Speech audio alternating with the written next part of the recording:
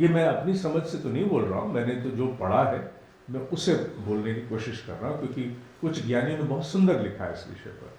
ज्ञानियों का मत यह है कि अवतरण माने ईश्वरीय चेतना का हस्तक्षेप, मैनिफेस्टेशन से हम कहते हैं। अव माने नीचे, तरण माने उतर आना, आ जाना, समझ में आ जाना भी अवतरण होता है। अवतरण जो है वो केवल एकता नहीं होता, अनेक प्रकार का होता है। बहुत सारे स्थानों पर कुछ लोग क्रांतियां छोटी छोटी उत्पन्न करते हैं जिससे न्याय व्यवस्था ठीक हो जाए, मनुष्य की सोच बदल जाए। जब कभी भी किसी ने विधवा विवाह के लिए आंदोलन छेड़ा होगा तो वो अवतरण था। आवश्यकता नहीं है कि पूरे कृष्ण को ही अवतार लेना पड़े, माने किसी एक व्यक्ति में बहुत सारी शक्तियां आए और वो पूरे युग को बदल दे, जरूरी नहीं है। समय समय पर परिस्थितियों के अनुरूप हस्तक्षेप के लिए divine will, the cosmic will, ईश्वरीय संकल्प, महाकाल धीरे धीरे भी अवतरित होता है, अनेकों खंडों में भी अवतरित हो सकता है, आवश्यक नहीं है, और हम सब में होता है। अवतरण या अवतार की प्रक्रिया केवल एक कृष्ण तक सीमित नहीं है, केवल भगवान दत्तात्रेय तक सीमित नहीं है। अवतरण की प्रक्रिया हर जीव के साथ संभव है। क्यों? क्योंकि there is a tiny spark in all of us, हम सब में वो ईश्वर का अंश उपस्थित है। तो जब कभी भी हमारे भीतर एक तड़प, एक टीस, ए डीप यर्निंग, एक आंदोलन पैदा होता है, उस आंदोलन की अवस्था को हम भीतर आती हुई एक अवतरण ही मान सकते हैं।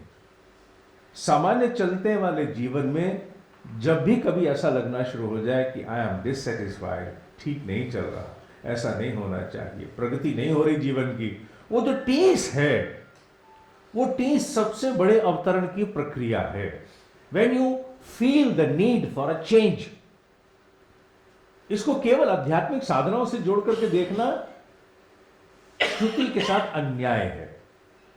लोग केवल और केवल ये सोचते हैं कि अगर मैं कुछ आध्यात्मिक नहीं कर रहा हूं तो वो मीनिंगफुल नहीं है, माने अगर मैं आंख मूंद करके साधनाओं में नहीं बैठा तो अर्थपूर्ण नहीं है। ये गलत है। जीवन में किसी भी ऐसे ढर्रे से परिवर्तन की चाह पैदा करना जो भले ही आपको आपके प्रोफाइल को अच्छा करती हो, आपकी बिजनेस ग्रोथ की बात करती हो, किसी स्तर की भी क्यों ना हो, जो प्रगति करना चाहती है, वो टीस जब आप में पैदा होती है तो वो अवतरण ही है।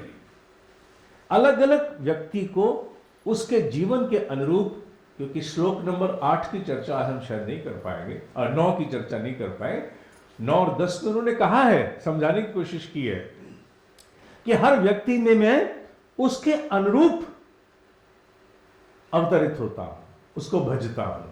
दैट मीन्स व्हाट, कि किसी व्यक्ति का उत्कर्ष अभी इस जीवन में केवल ध्यान साधनों से नहीं होने वाला। जरूरी है कि वो अपनी उद्यमिता विद द एंटरप्रेन्योरियल इंस्टिंक्ट वो अपने आप को विकसित करे, अपने आप को और ज्यादा कैपेसिटेट करे और अपने उद्यम को बढ़ाए, अनेकों लोगों के लिए नए रोजगार के अवसर जुटाए, नई इंडस्ट्री स्थापित करे, नई प्रगति का आयाम स्थापित करे। हो सकता है उसके भीतर उस अवतरण से उसका कल्याण निश्चित हो। हर मनुष्य की टीस अलग हो सकती है, हर मनुष्य की तड़प अलग हो सकती है।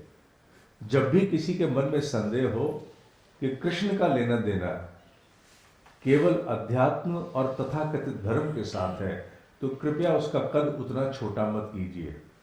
जो हर जगह मौजूद हो सकता है, वो क्या बिजनेस में, R&D में, बिजनेस ग्रोथ में, प्रोफाइल ग्रोथ में, डेवलपमेंट में, क्या वहां नहीं होगा?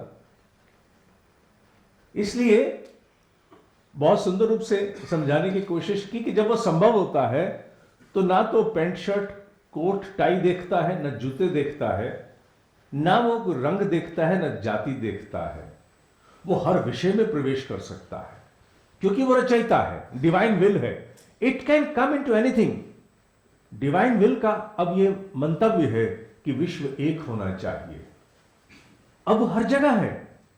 यहां तक मैं बार बार कहता हूं, वो आज एजुकेशन में आ चुकी है डिवाइन विल, हेल्थ सेक्टर में आ चुकी है, इकोनॉमी में आ चुकी है। सबसे बड़ी बात, हमारे खतरे साझे हो गए हैं, पूरे विश्व के खतरे साझे हो गए हैं। तो क्या हो रहा है? ये डिवाइन विल है। डिवाइन विल को प्रवेश करने के लिए कोई एक एवेन्यू नहीं, it can be in any Avenue.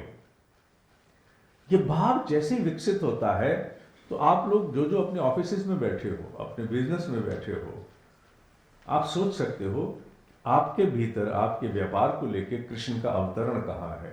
क्योंकि सबसे बड़ा दुर्भाग्य है भारत में कि हम आध्यात्मिकता का संदर्भ केवल वहां जोड़ते हैं जहां बिजनेस नहीं है, जहां राजनीति। No no, let us keep spirituality and religion or spirituality and business separate. Let us keep spirituality and politics separate. इस प्रकार का इंसुलेशन विकसित करते ही हम अपने आप को अनेकों अनीति के मार्ग से पूरित कर लेते हैं। मूल में एक ही है, अगर व्यक्ति ठीक नहीं है, व्यक्ति दिव्यता से पूरित नहीं है, व्यक्ति में तड़प नहीं है, उसको कोई भी साधन दे दीजिए, कोई भी योग्यता दे दीजिए, वो अपूर्ण का अपूर्ण बना रहेगा। पशु की भांति सब कुछ सटीक करते हुए भी अपूर्ण बना रहेगा। पाश्चात्य संस्कृतियों में बहुत कुछ सटीक होता है, अपूर्णता तब भी उतनी की उतनी बनी हुई है। इतना सब कुछ ठीक ठाक होते हुए भी कुछ भी ठीक ठाक नहीं है। क्यों? क्योंकि हमने कहीं ना कहीं इंसुलेट करने की चेष्टा की है।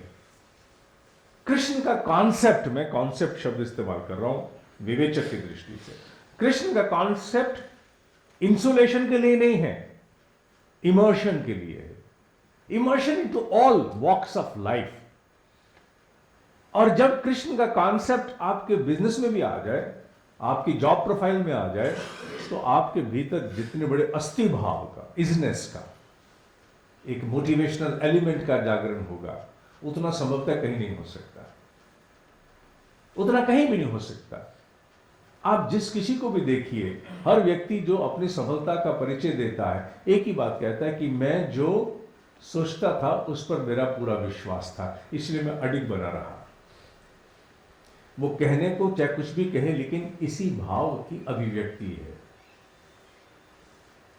श्लोक नंबर 7 बहुत सुंदरता से कहता है, जहां कहीं भी धर्म की हानि होती है, चाहे वो सुबह उठने को लेके हो, एक्सरसाइज की स्केड्यूल से लेके हो, ईटिंग हैबिट्स को लेकर के हो, टाइम मैनेजमेंट एंड कंप्लायंस को लेकर के हो, ability to respond to situations, people and subjects हो, कुछ भी क्यों ना हो, anything and everything, the entire gamut of the human affair is absolutely engulfed, उसमें पूरी तरह समाहित है इस श्लोक के माध्यम से। इस श्लोक में मुझे बाहर कोई किसी काल में पैदा होता हुआ भगवान नहीं दिखता, मुझे हर व्यक्ति के भीतर अवतरित होती हुई वेदना के रूप में भगवान दिखता, उसकी तड़प के रूप में ईश्वर दिखता। यदा यदा ही धर्मस्य ग्लानिर्भवति भारत, ऊंची भावनाओं में रमे हुए, भावना, रत माने डूबा हुआ, immersed into the emotions of highest esteem. हम सब हाईएस्ट एस्टीम के इमोशंस में जब डूबते हैं, तब देखते हैं कि हमारे भीतर धर्म की कितनी हानि हुई पड़ी है। धर्म की हानि को ढूंढना केवल बाहर ही नहीं है, भीतर भी है, क्योंकि धर्म की स्थापना केवल बाहर ही नहीं, भीतर भी होनी है, बाहर भी होनी है, ऑफ कोर्स, यस, हर जगह होनी है। Let us not belittle the Krishna consciousness. Once you belittle it in the form of an epic, then you don't draw, you don't extricate anything. उससे कुछ भी निसरित नहीं होता, कुछ भी बाहर आप ला नहीं पाते हो। लाने के लिए उसके साथ जुड़ना जरूरी है, अपने आज के इस जीवन को जोड़ना जरूरी है, वरना गीता एक पुस्तक बनकर के रह जाती है। श्लोक नंबर 7 और 8 में, जिसमें उन्होंने आगे परित्राणाय साधुना, कौन है साधु? परित्राणाय, कौन से साधु की रक्षा करना चाहते हैं वो? क्या आपको लगता है कि उन साधुओं की रक्षा करना चाहते होंगे जिनके विषय में बड़े प्रश्न चिन्ह खड़े होते हैं? तो फिर कौन है साधु? साधु वो जो साधना में रत है। साधना से साधु शब्द बना है ना।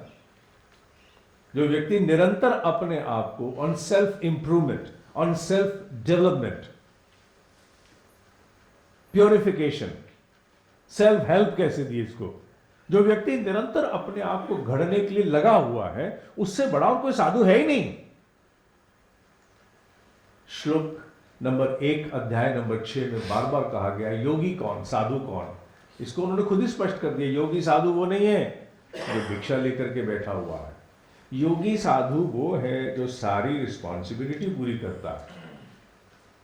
आप पूरी रिस्पॉन्सिबिलिटीज अपनी पूरी कर रहे हो, आप ही योगी हो, आप ही साधु हो। ये मैं थोड़ी कह रहा हूं, ये तो गीता का श्लोक number 1, it is one of the fundamental constitution of Gita. श्लोक नंबर 1 अध्याय नंबर 6 रट करके फिर जाके देख लीजिएगा। जो जो व्यक्ति अपने जीवन में अपनी रिस्पॉन्सिबिलिटी, अपने दिए हुए दायित्व पूरे कर रहा है, वही योगी है, वही सन्यासी है, दूसरा नहीं है। That must be understood. और अगर आप योगी साधु हो तो आपके भीतर साधु तत्व है, आप ही साधु हैं। परित्राणाय साधु ना, मतलब आपको ही उबारने के लिए, आपके भीतर के टर्मोइल, टर्बुलेंस जो कभी राग में कभी द्वेष में जाती है, उसे मुक्त करने के लिए कृष्ण बार बार अवतरण लेता है। उन्होंने ये नहीं कहा युग, उन्होंने शब्द बाद में दिया युगे युगे। युगे युगे इतना बड़ा शब्द है कि जिसमें हर क्षण आता है। युग का निर्माण क्षणों से होता है, समुद्र का निर्माण बूंदों से होता है। आप कह दीजिए कि समुद्र का निर्माण मॉलिक्यूल से नहीं होता। मॉलिक्यूल से तो समुद्र बना है ना। तो युग किससे बनते हैं? एक एक क्षण से बनते हैं, एक एक पल से बनते हैं। तो कौन सा ऐसा पल है जिसमें कृष्ण के अवतरण की संभावना नहीं है? कौन सा ऐसा स्थान है जहां धर्म की हानि और आपकी साधना, आपकी इवोल्यूशन, जीवन की एक ही साधना, इवॉल्व करना, इवोल्यूशन टू इमेंसिपेशन, माने मोक्ष प्राप्त करना भी एक इवोल्यूशन है। माने मैं एक प्रगति प्राप्त करूं, इससे बड़ा मोक्ष क्या होगा? बार बार मैं कहता हूं, चौथी से मोक्ष मिला तो 5वीं क्लास में आए, 5वीं से मोक्ष मिला 6वीं में आए, कॉलेज से मोक्ष मिला तो वर्क